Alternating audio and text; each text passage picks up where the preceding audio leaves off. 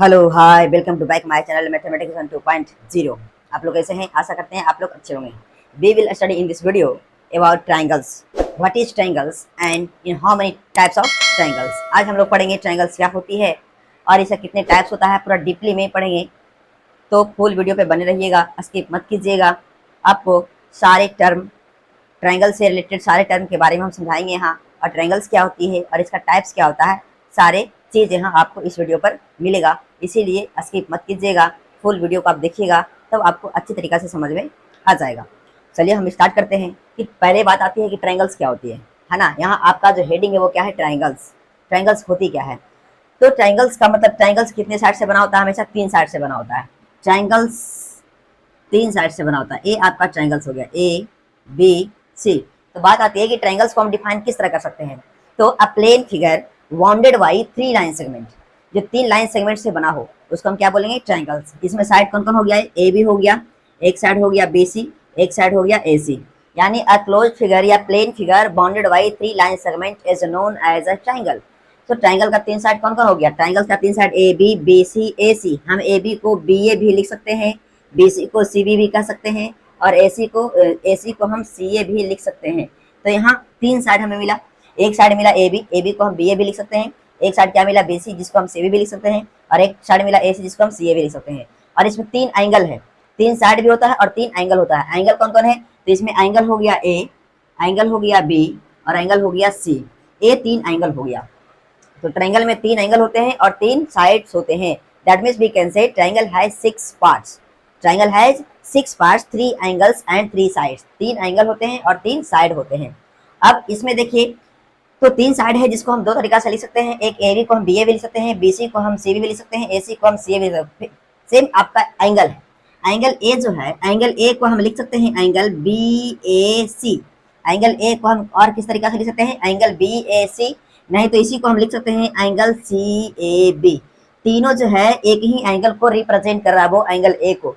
Angle A लिखे या angle B A सी लिखे या एंगल सी ए भी लिखे, तीनों बात बराबर ही है। उसी प्रकार एंगल बी को हम क्या क्या लिख सकते हैं? एंगल बी को हम लिख सकते हैं एंगल ए बी सी। और क्या लिख सकते हैं? एंगल सी बी ए। इसको हम 3 तरीका से लिख सकते हैं, या तो हम एंगल बी लिखें, या एंगल ए बी से लिखें, या एंगल सी बी ए लिखें। यानी जो बीच में आता है वही एंगल को क्या करता है? रिप्रेजेंट करता है। यहाँ तो यह सीखें कि एंगल को हम 3 तरीका से लिख सकते हैं, या तो 1 लेटर से लिख सकते हैं या फिर 3 लेटर से लिख सकते हैं। यानी ट्रायंगल को हम दो ही तरीका से लिखते हैं। यहाँ 3 तरीका देख रहे हैं, मतलब लेटर यूज करके हम 2 तरीका से लिखते हैं। पहला है कि सिंगल लेटर या फिर ट्रिपल लेटर। तो ट्रिपल लेटर को 2 तरीका से, ट्रिपल लेटर से हम एंगल को कितने तरीका से लिखते हैं? 3 तरीका से लिख सकते हैं। और सिंगल लेटर से हम सिर्फ एक ही तरीका से लिखते हैं। तो पूरा मिला के तरीका हुआ 3 तरीका। तो ये हो गया 3 एंगल एंड 3 साइड्स। यानी ट्रायंगल है 6 पार्ट्स, 3 साइड्स एंड 3 एंगल्स। अब आगे पढ़ेंगे इसका टाइप्स। टाइप्स क्या होता है? तो there are 6 types of a triangle on the basis angle and side. यानी एंगल और साइड के बेस पर ट्रायंगल को 6 पार्ट होता है। तो there are 3 types of a triangle on the basis on side. यानी साइड के बेस पर 3 ट्रायंगल्स होते हैं और एंगल के बेस पर भी 3 ट्रायंगल होते हैं। तो पहले हम पढ़ेंगे साइड के बेस पर 3 ट्रायंगल। तो साइड के बेस पर 3 ट्रायंगल कौन कौन होता है? तो पहला आपका जो होता है वो होता है इक्विलैटरल ट्रायंगल।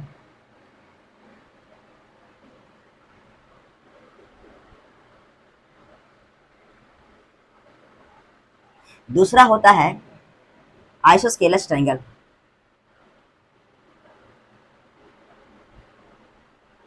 और तीसरा होता है स्केलिन ट्रायंगल।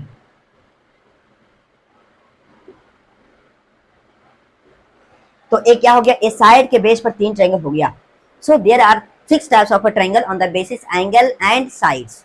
एंगल और साइड के बेस पर 6 टाइप्स होता है, बट साइड के बेस पर सिर्फ 3 होता है और एंगल्स के बेस पर सिर्फ 3 होता है। तो 3 कितना हो गया? अच्छे। तो हम पहले पढ़ेंगे साइड के बेस पर। साइड के बेस पर 3 जो है, इक्विलैटरल ट्रायंगल हम किसको बोलते हैं, आइसोस्केलस किसको बोलते हैं, और स्केलिन किसको बोलते हैं।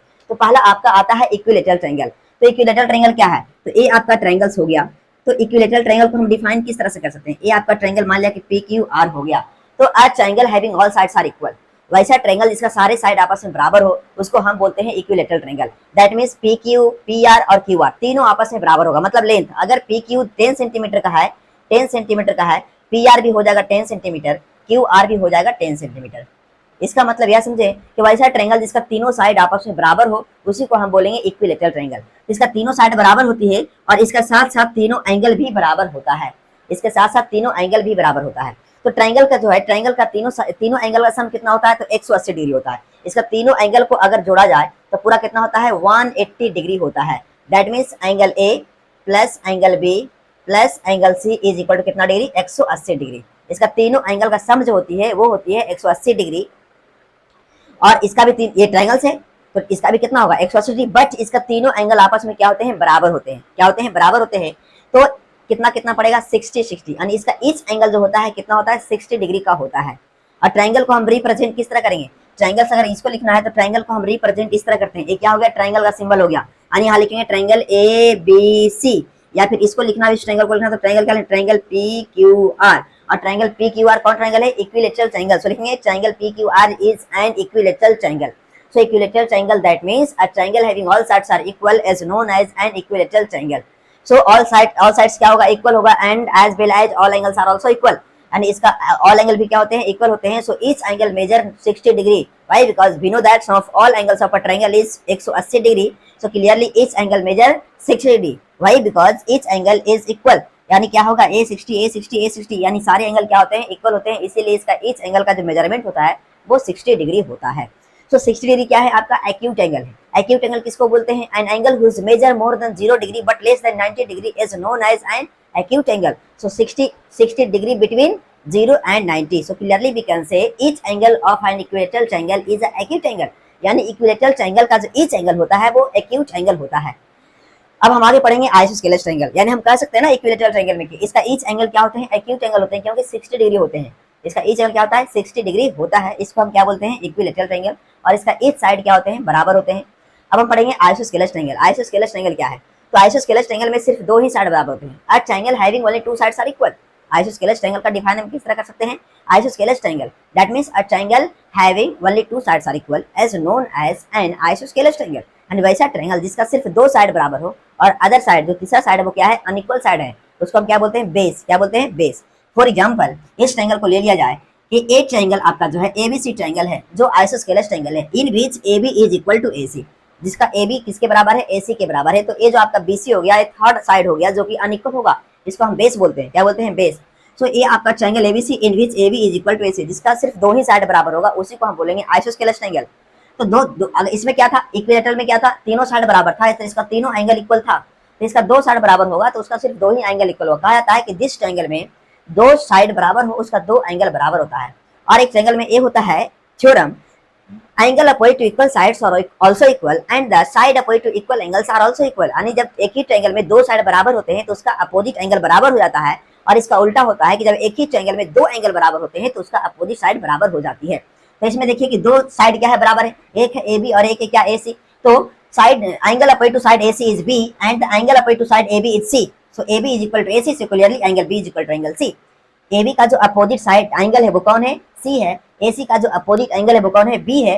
और ए बी बराबर क्या है, ए सी, तो इसका अपोजिट एंगल भी बराबर हो जाते हैं। यानी एंगल बी जो हो जाएगा एंगल सी के बराबर हो जाएगा। बट यहाँ बता नहीं सकते हैं कि वो कितना कितना डिग्री होगा, क्योंकि सिर्फ इसमें दो ही एंगल बराबर होते हैं और थर्ड एंगल क्या होगा, अनइक्वल होगा। इसमें तो हम बता सकते हैं ना, इस एंगल जो होगा 60 डिग्री होगा। क्यों होगा, क्योंकि इसका तीनों एंगल बराबर है और इसका तीनों एंगल का सम जो होता है वह 180 डिग्री होता है और तीनों आपस में बराबर है। तो हम 180 को तीन इक्वल पार्ट में डिवाइड करेंगे तो 60-60 पड़ेगा। But here only two angles are equal, angle B and angle C. Why? Because angle C is opposite to side AB and angle B is opposite to side AC. Side AB is equal to AC, so clearly angle opposite to equal sides are also equal. So angle B is equal to angle C. यानी isosceles triangle में सिर्फ दो ही side बराबर होते हैं और इस दो साइड बराबर होगा उसका अपोजिट एंगल बराबर होगा। फॉर एग्जांपल मान लिया जाए कि यहाँ अगर हम एक ट्रायंगल से ले लें, एक ट्रायंगल ले लें, ये आपका P Q R। अब इसमें हम ए दोनों साइड को बराबर, जरूरी है कि एक ऊपर ही साइड होगा, दोनों बराबर नहीं, ये दोनों साइड को अगर हम बराबर माने तो कौन कौन एंगल होगा इक्वल। तो क्यू आर के जो अपोजिट एंगल है वो कौन है, पी है। और पी क्यू के जो अपोजिट एंगल है वो कौन है, आर है। तो आपका ए दोनों साइड बराबर है तो इसका अपोजिट एंगल भी क्या हो जाएंगे, बराबर हो जाएंगे। और ए हो जाएगा जो अनइक्वल एंगल हो जाएगा। ठीक है, यानी ए दोनों अगर हो गया आपका इक्वल साइड तो इसका अपोजिट एंगल भी बराबर होगा। अब बात आती है कि अपोजिट एंगल पहचानने में दिक्कत होता है, तो अपोजिट एंगल पहचानने में यहाँ कोई दिक्कत नहीं होती है। यानी क्यू आर बोल रहे हैं, क्यू और आर बोल रहे हैं, तो कौन बच गया, पी बच गया, इसीलिए पी इसका अपोजिट हो जाएगा। पी क्यू बोल रहे हैं, पी क्यू, पी और लेटर क्यू आ रहा है तो बच रहा है कौन, आर बच रहा है ना। पी क्यू तो हम बोल रहे हैं तो कौन बच रहा है, आर बच रहा है, तो इसका अपोजिट एंगल आर हो जाएगा। समझ में आ गया। जैसे यहाँ अगर पी आर बोल रहे हैं तो पी और आर बोल रहे हैं तो इसका अपोजिट एंगल कौन हो जाएगा, एंगल क्यू हो जाएगा। ये हो गया आइसोस्केलेस ट्रायंगल। चलिए हम अब आगे पढ़ते हैं स्केलेन ट्रायंगल। तो अपोजिट समझ में आ गया। अब देखिए कि अब समझना होता है कि एंगल के अपोजिट साइड समझना होता है। तो आर, एंगल आर का अपोजिट साइड कौन है, तो एंगल आर तो हम बोल रहे हैं ना, तो बच कौन रहा है, तो पी क्यू बच रहा है, तो एंगल आर का अपोजिट साइड पी क्यू हो जाएगा। हम क्यू बोल रहे हैं, एंगल क्यू का जो है अपोजिट साइड कौन होगा, तो हम एंगल क्यू तो बोल ही रहे हैं, इसका अपोजिट साइड कौन हो जाएगा, तो पी आर बच गया। क्यू तो हम लेटर बोल रहे हैं ना, तो पी और आर बच गया, तो पी आर इसका अपोजिट साइड हो जाएगा। पी का अपोजिट साइड कौन होगा, तो हम तो पी बोल रहे हैं, बच रहा है कौन, क्यू आर, आर बच रहा है लेटर। हम पी बोल रहे हैं तो पी क्यू आर बच रहा है, तो क्यू आर इसका अपोजिट साइड हो जाएगा। तो इस तरह से आप पहचान सकते हैं। चलिए अब हम पढ़ते हैं स्केलेन ट्रायंगल। स्केलेन ट्रायंगल क्या होती है, तो यानी वैसा ट्रायंगल जिसका तीनों साइड जो है अलग अलग डिफरेंट लेंथ का हो, पी क्यू आर हो गया, एक ट्रायंगल हो गया। तो स्केलेन ट्रायंगल क्या होता है, a triangles having all sides are different length, यानी वैसा ट्रायंगल जिसका सारे साइड डिफरेंट लेंथ का हो। डिफरेंट लेंथ का मतलब ये तीनों क्या होगा, अनइक्वल साइड होगा। अनइक्वल साइड यानी इसको मान लें कि 10 सेंटीमीटर है तो ये 10 सेंटीमीटर नहीं होगा, ये अलग हो जाएगा 12 सेंटीमीटर, और मान लिया कि ये 9 सेंटीमीटर, यानी तीनों अलग अलग साइड का होगा। ये हो गया स्केलेन ट्रायंगल। तो इसका सारे साइड का लेंथ अलग अलग है, इसका मतलब सारे एंगल का मेजरमेंट भी क्या होगा, अलग अलग होगा। इसका तीनों एंगल आपस में बराबर नहीं होगा, अन्ना दो आपस में बराबर होगा। इसका तीनों एंगल क्या होगा, अनइक्वल होगा। ये हो गया क्या हो गया, स्केलेन ट्रायंगल। अब हम आगे पढ़ेंगे types of triangle on the basis on angle, यानी एंगल के बेस पर कितने टाइप्स होते हैं, 3 टाइप्स होते हैं। चलिए वो हम पढ़ते हैं अब कि एंगल के बेस पर जो ट्रायंगल्स होते हैं वो क्या होते हैं। राइट एंगल ट्रायंगल क्या होते हैं, एक होता है एक्यूट एंगल ट्रायंगल क्या होते हैं, और एक होता है ऑब्ट्यूज एंगल ट्रायंगल क्या होते हैं। अभी हम क्या पढ़े, साइड के बेस पर, अब हम पढ़ेंगे एंगल के बेस पर। तो एंगल के बेस पर भी ट्रायंगल के टाइप्स 3 होते हैं। पहला क्या होता है, पहला होता है राइट एंगल ट्रायंगल, दूसरा होता है एक्यूट एंगल ट्रायंगल, और तीसरा क्या होता है ऑब्ट्यूज एंगल ट्रायंगल। अब देखिए ध्यान दीजिए, तो ये 3 टाइप्स हो गया। एक हो गया राइट एंगल्ड ट्रायंगल, क्या लिखा हुआ, राइट एंगल्ड ट्रायंगल। दूसरा है acute angle triangle, obtuse angle triangle. तो पहले हम ये समझते हैं कि राइट एंगल क्या होता है। An angle whose measure 90 degree, यानी वैसा एंगल जिसका मेजरमेंट 90 डिग्री हो उसको हम बोलते हैं राइट एंगल। एक्यूट एंगल किसको बोलते हैं, an angle whose measure more than 0 degree but less than 90 degree, यानी वैसा एंगल जिसका मेजरमेंट 0 से बड़ा हो बट 90 से क्या होगा, छोटा हो, तो उसको हम बोलते हैं एक्यूट एंगल। और ऑब्ट्यूज एंगल किसको बोलते हैं, वैसा एंगल जिसका मेजरमेंट 90 से बड़ा हो और 180 से क्या हो, छोटा हो। An angle whose measure more than 90 degree but less than 180 degree is known as obtuse angle. So पहला है right angle triangle। अब ध्यान दीजिएगा right angle triangle क्या होता है।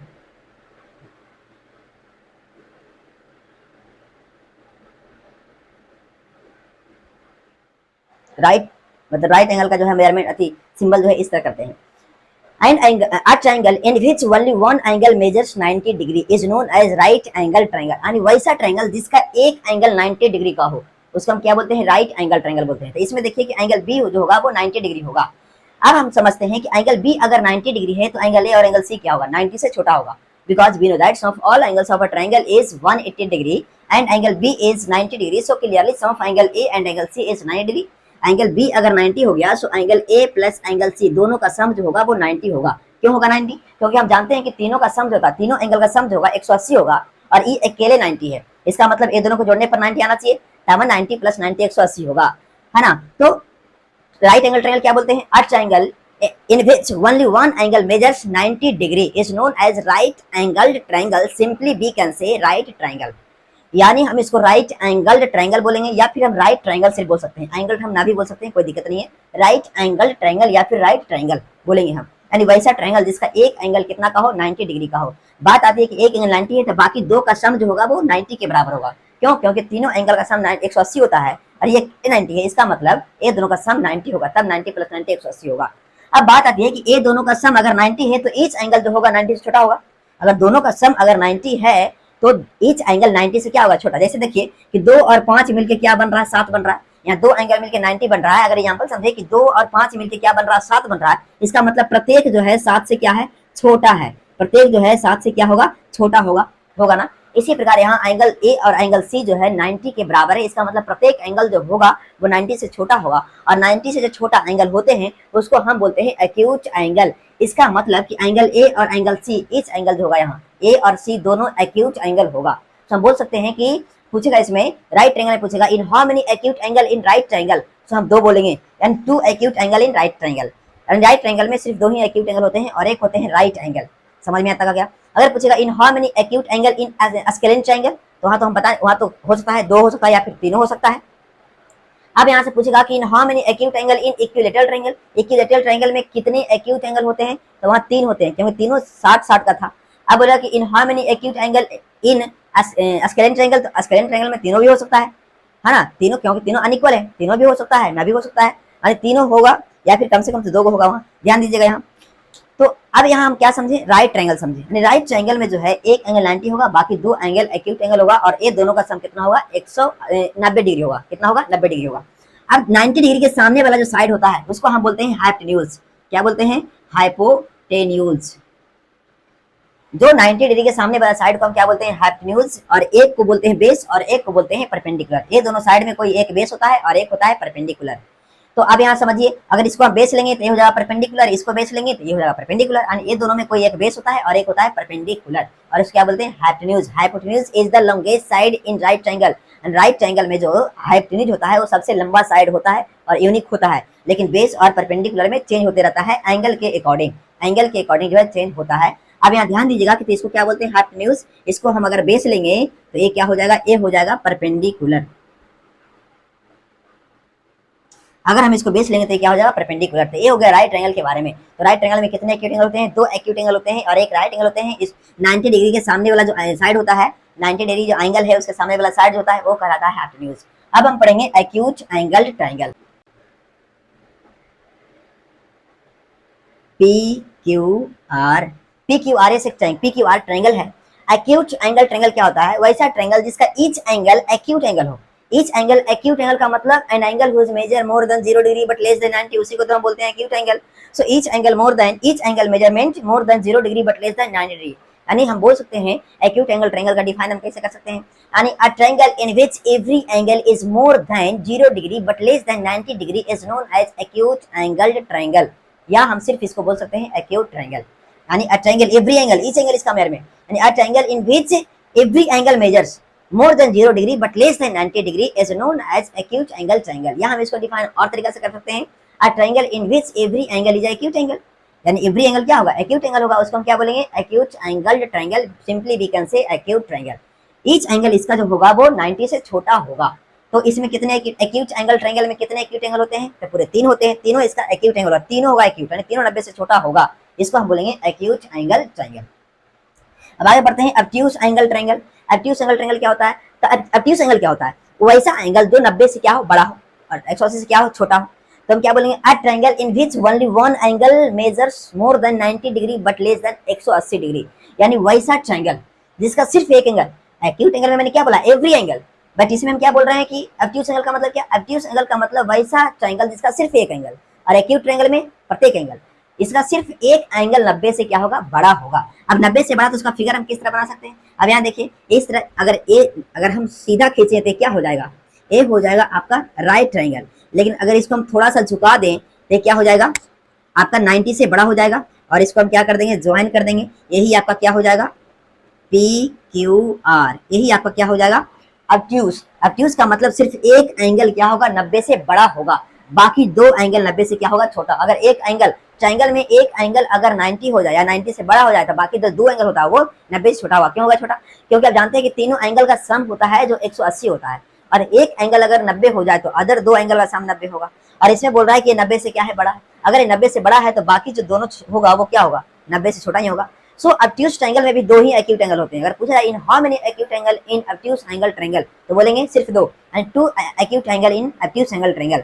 एक क्या होता है, 90 से क्या होता है, बड़ा होता है, ये इसको हम क्या बोलते हैं, ऑब्ट्यूज एंगल ट्रायंगल। अब इससे कुछ टर्म रिलेटेड हम पढ़ेंगे कि मीडियन क्या होता है, अल्टीट्यूड क्या होता है, ऑर्थोसेंटर क्या होता है, सेंट्रॉइड क्या होता है, इसके बारे में पढ़ेंगे। ये तो हम टाइप्स पढ़ गए। अब इससे जो है टर्म रिलेटेड जो है कुछ वर्ड आती है, उससे हम क्या पढ़ेंगे, उसका डीपली पढ़ेंगे कि आपका जो है मीडियन क्या होती है, अल्टीट्यूड क्या होती है। चलिए यहाँ तक समझ में आपको आ गया होगा। अब यहाँ देखिए, एक आती है मीडियन, दूसरा आता है सेंट्रोइड, तीसरा आता है अल्टीट्यूड, चौथा आता है ऑर्थोसेंटर, पांचवा आता है इन सेंटर ऑफ अ ट्रायंगल,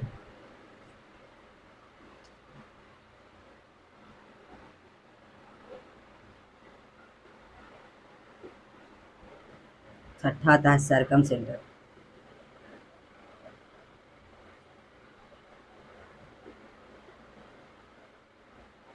देखिए यहाँ पढ़ते हैं। पहले हम मीडियन, मीडियन क्या होता है, उसके बाद क्या है सेंट्रोइड, उसके बाद अल्टीट्यूड जानेंगे, अल्टीट्यूड उसके बाद क्या जानेंगे ऑर्थो सेंटर, उसके क्या बाद जानेंगे क्या incentre of a triangle, उसके बाद क्या जानेंगे circumcentre of a triangle. तो मीडियन क्या होता है, यानी median is the line segment, median क्या होता है, median is a line segment joining the corresponding any side from opposite vertex, यानी मीडियन क्या होता है, यानी median of a triangle corresponding to any side. इसका डिफाइन कैसे कर सकते हैं, ध्यान दीजिएगा, मीडियन का डेफिनेशन लिखना हो तो आप लिख लीजिएगा, मीडियन को हम डिफाइन हम कैसे कर सकते हैं, यानी median of a triangle corresponding to any sides joining the mid point of that side to opposite vertex. Median of a triangle क्या बोलेंगे इसको, median of a triangle corresponding to any sides joining the midpoint of that side from the opposite vertex, यानी हम median, अब यहाँ triangle हम बना लेते हैं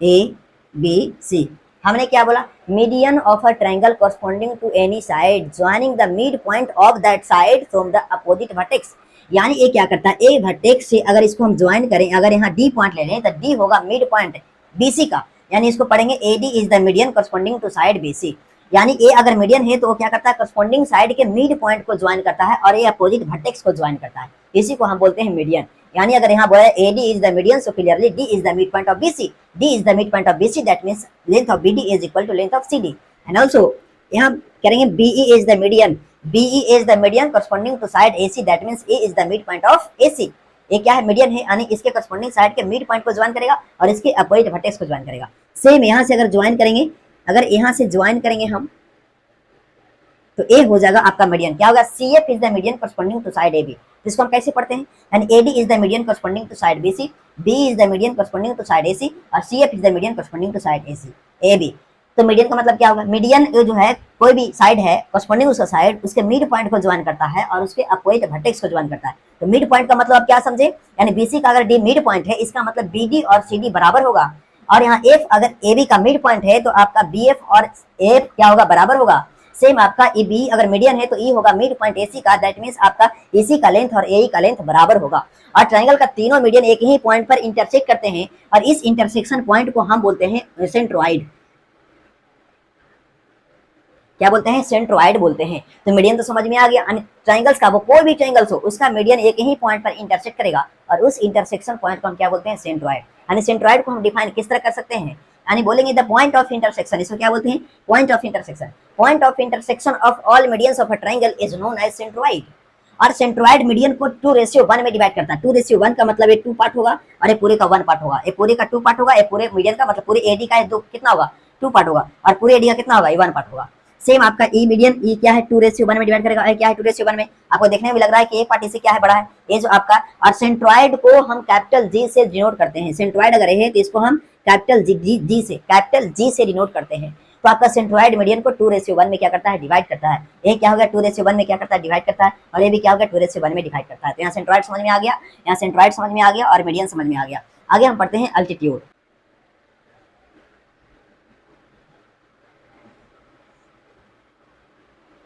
अल्टीट्यूड क्या होता है, तो अल्टीट्यूड का पहले डिफिनेशन सुन लीजिए आप, डेफिनेशन लिखना हो तो लिख लीजिएगा, डेफिनेशन इसका क्या होता है, तो altitude of a triangle corresponding to any side is the perpendicular length जोन from opposite vertex to that side.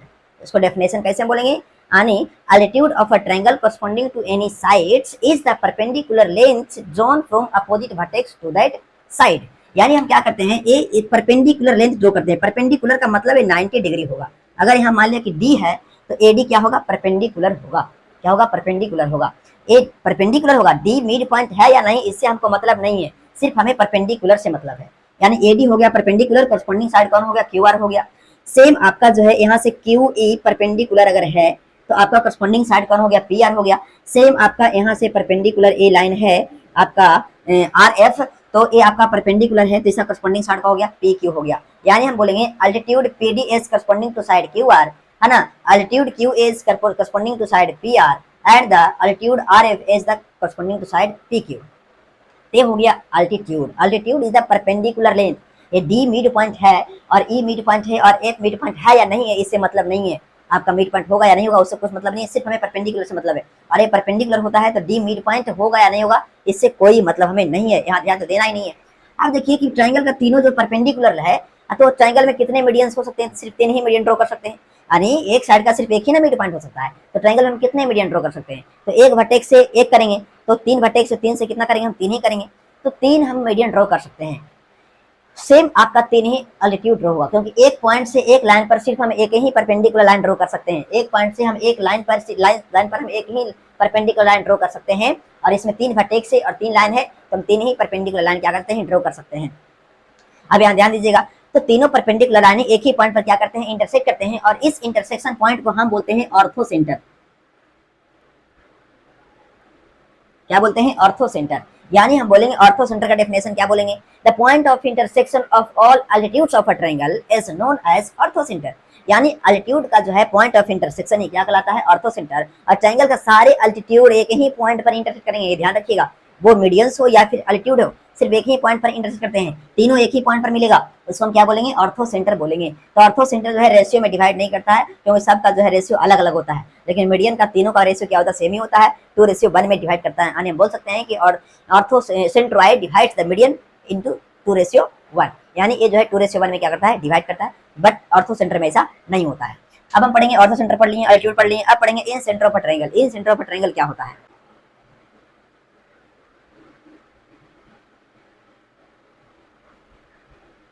देखिए पी क्यू आर क्या हो गया, ट्रायंगल हो गया। तो इन सेंटर का मतलब होता है, फिर एंगल को हम क्या करेंगे, पहले तीनों एंगल को बाइसेक्ट करेंगे। बाइसेक्ट करने आता होगा, पहले हम कंपास यहाँ रखेंगे, एक आर्क इधर लेंगे, कंपास यहाँ रखेंगे और आधा से क्या लेंगे, ज्यादा लेंगे, मतलब पहले कंपास यहाँ रख करके एक आर्क ले लेंगे, अपने मन से एक आर्क ले लेंगे, अपने मन से जितना बड़ा लेना हो, जितना छोटा लेना हो, एक आर्क ले लेना है। उसके बाद कंपास को यहाँ रखना है और आधा से ज्यादा लेना है, एक आर्क इधर, सेम उसको उठाना ना घटाना है ना बढ़ाना है, सेम इधर रखना है और एक आर्क यहाँ लेंगे। उसके बाद इसको क्या कर देंगे, ज्वाइन कर देंगे। तो ये क्या कर दिया, एंगल को बाइसेक्ट कर दिया, यानी ए और ए दोनों एंगल बराबर होगा। एंगल को यानी एंगल क्यू को क्या कर दिया, बाइसेक्ट, यानी ये जो हो गया एंगल बाइसेक्टर। सेम इसको उसी तरह बाइसेक्ट करेंगे जैसे इसको किए हैं, एक आर्क अपने मन से ले लेंगे, कंपास यहाँ रखेंगे और एक आर्क इधर से कट करेंगे, और ना इसको घटाना है ना बढ़ाना है, सेम यहाँ रखना है और एक आर्क यहाँ लेना है। उसके बाद क्या करना है, इसको इससे मिला देना है। ए भी क्या हो गया, ये एंगल बाइसेक्टर हो गया। सेम इसको भी उसी प्रकार क्या करेंगे, बाइसेक्ट करेंगे और इसको भी क्या करेंगे, मिला देंगे। अब जो है एंगल बाइसेक्टर जो है तीनों एक ही पॉइंट पर क्या करेंगे, इंटरसेक्ट करेंगे, वो अल्टीट्यूड हो या सेंट्रॉइड हो या फिर वो एंगल बाइसेक्टर हो, यानी ये हो गया एंगल बाइसेक्टर। तो एंगल बाइसेक्टर एक ही पॉइंट पर क्या करेंगे, इंटरसेक्ट करेंगे, और यही इंटरसेक्शन पॉइंट को हम क्या बोलते हैं, इन सेंटर ऑफ अ ट्रायंगल। क्या बोलते हैं, इन सेंटर ऑफ अ ट्रायंगल। तो सेंटर किसका होता है, तो सर्कल का सेंटर होता है। यानी ए सेंटर को हम यूज करके एक सर्कल बनाएंगे अंदर, तो वो तीनों साइड को टच करते हुए जाएगा। जब हम ए सेंटर को यूज करके हम अंदर ट्रायंगल बनाएंगे, यहाँ एक क्या हो गया, रेडियस हो गया, एक क्या हो गया, रेडियस हो गया, और एक क्या हो गया, रेडियस हो गया। यानी इसका रेडियस होता है परपेंडिकुलर होता है साइड पर, साइड पर क्या होता है, परपेंडिकुलर होता है। तो ए जो आपका सेंटर हो गया किसका, वह सर्कल का जो इसके अंदर बनाएंगे, इसके तीनों साइड को टच करते हुए जाएगा। तो incentre of a triangle को डिफाइन हम किस तरह कर सकते हैं, the point of intersection of all angle bisector of a triangle. क्या बोल सकते हैं कि the point of intersection the internal angle bisector of a triangle. यानी ये क्या है, अंदर का एंगल है ट्रायंगल का, यानी इंटरनल एंगल का बाइसेक्टर जो है जिस पॉइंट पर इंटरसेक्ट करेगा, उस इंटरसेक्शन पॉइंट को ही हम बोलते हैं क्या, incentre of a triangle बोलते हैं। तो incentre of a triangle क्या होता है, the point of intersection of all internal angle bisector of a triangle is known as incentre of a triangle. यानी हो गया incentre of a triangle. और इस सेंटर को use करके एक सर्कल बनाएंगे जो ट्रायंगल के अंदर तीनों साइड को टच करते हुए पास करेगा। ये हो गया incentre of a triangle. और ए हो गया इसका रेडियस, क्या हो गया, इसका ए रेडियस हो गया। अब देखिए ए रेडियस हो गया। रेडियस जो होता है ए जो होता है तीनों पॉइंट पर क्या होते हैं, तीनों साइड पर क्या होते हैं, परपेंडिकुलर होते हैं। क्या होते हैं, परपेंडिकुलर। अब देखिए चलिए आगे पढ़ेंगे हम सरकम सेंटर। क्या पढ़ेंगे, सरकम सेंटर।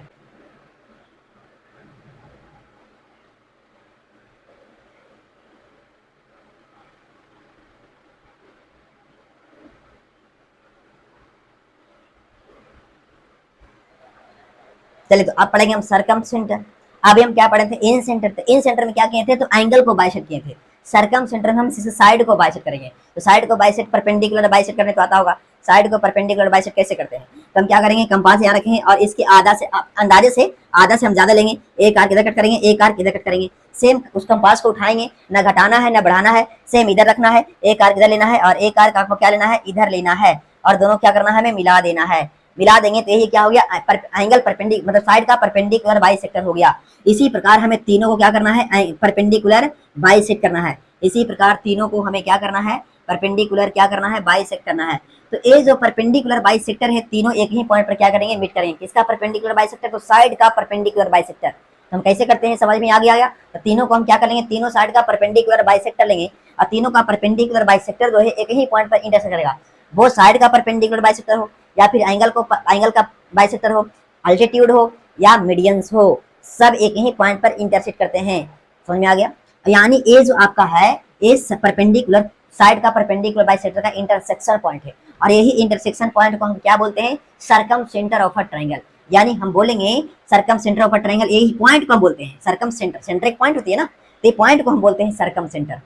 और वो जो एंगल का बाइसेक्ट कर रहा था और एंगल का बाइसेक्टर जो पॉइंट पर मिला था, उस पॉइंट को हम बोलते हैं इन सेंटर। और उस पॉइंट के थ्रू हम क्या बना था, सर्कल बनाए थे, और वो सर्कल तीनों साइड को टच करते हुए जाएगा। बट ये सर्कम सेंटर क्या है, तो सर्कम सेंटर को डिफाइन हम किस तरह कर सकते हैं, यानी the point of intersection of all the perpendicular bisector of the sides of a triangle is known as circumcentre of a triangle. क्या होता है, circumcentre of a triangle, the point of intersection of all perpendicular bisector of all perpendicular bisectors of the sides of a triangle is known as circumcenter of a triangle। और इसको अगर हम centre, circum centre हो गया, और अगर हम compass यहाँ रखेंगे और यहाँ इसको क्या मान लेंगे, रेडियस, और यहाँ से अगर एक सर्कल ड्रॉ करेंगे तो ये सर्कल जो है तीनों वर्टेक्स को टच करते हुए पास करेगा। ये जो है यहाँ अगर इसको सेंटर मान लें और इसको रेडियस मान लें, और इसको यहाँ से अगर यहाँ कंपास रख करके और यहाँ मेजरमेंट कर लेंगे और कंपास को क्या करेंगे, चारों तरफ घुमा देंगे, तो इसको तीनों वर्टेक्स को टच करते हुए पास करेगा। ये क्या हो गया, circum centre, circum centre of circum circle. Circum centre से बने जो सर्कल होते हैं उसको हम circum circle of a triangle बोलते हैं, और जो अंदर बनाए थे सर्कल इन सेंटर से उसको हम इन सर्कल ऑफ अ ट्रायंगल बोलते हैं। समझ में आ गया। तो ये जो आपका जो सर्कम सेंटर के थ्रू हम एक सर्कल ड्रॉ करते हैं, क्योंकि सेंटर जो सर्कल का ही होता है, तो ए सेंटर से क्या करते हैं, सर्कल को ड्रॉ करते हैं, और ए सर्कल जो है तीनों वर्टेक्स को टच करते हुए जाएगा। और इन सेंटर से हम सर्कल ड्रॉ किए थे तो क्या हुआ था, वो तीनों साइड को टच करते हुए गया था, यानी अंदर ट्रायंगल वो बना था, और सॉरी वो अंदर सर्कल बना था। और ये सर्कल कहाँ बन रहा है, बाहर बन रहा है, तो बाहर बनेगा तो ये वर्टेक्स को टच करते हुए जाएगा। तो बाहर सर्कल किससे बनता है, तो सर्कम सेंटर से बनता है, और अंदर वाला सर्कल किससे बनाए थे, तो इन सेंटर से बनाए थे। ये हो गया circum centre of a triangle. हम आशा करते हैं कि सारे टॉपिक आपको समझ में आया होगा। ट्रायंगल्स क्या होती है, इसका टाइप्स क्या होता है, और जो है टर्म रिलेटेड जितना भी टर्म ट्रायंगल्स में आया है वो सारे हम समझा दिए हैं। आपको सारे टॉपिक अच्छे से समझ में आ गया होगा। अगर आपको जो भी आपको लगता है कि हमें एक टॉपिक हार्ड है, हमको समझ में नहीं आ रहा है, तो वो कमेंट सेक्शन में लिखिएगा, सारे का सॉल्यूशन हम देंगे। नीचे आपका जो है टेलीग्राम ग्रुप दिया हुआ है लिंक, वहाँ भी जा करके जुड़ सकते हैं और आपकी अपनी सारी प्रॉब्लम को वहाँ शेयर कर सकते हैं, तो सारी प्रॉब्लम को सॉल्व किया जाएगा। तो ये वीडियो को ज़्यादा से ज़्यादा आप शेयर कीजिए ताकि सारे बच्चे जो है इस टॉपिक को फ़ायदा उठा पाएँ। और अगर ये आपका टॉपिक, ये वीडियो आपको पसंद आया तो लाइक करें और एक सुंदर सा कमेंट करें, और इस वीडियो पर आप नए हैं तो चैनल को सब्सक्राइब करें और ऑल बेल आइकन को जरूर प्रेस करें। अगर चाहते हैं कि आने वाले हर एक वीडियो का नोटिफिकेशन सबसे पहले आप तक जाए तो ऑल बेल आइकन को जरूर प्रेस करें। अब मिलते हैं अगले वीडियो में नए टॉपिक लेकर के, ट्रायंगल्स का पार्ट 2, पार्ट 3 या फिर अगला जो भी टॉपिक होगा। मिलते हैं नए जोश के साथ। जय हिंद।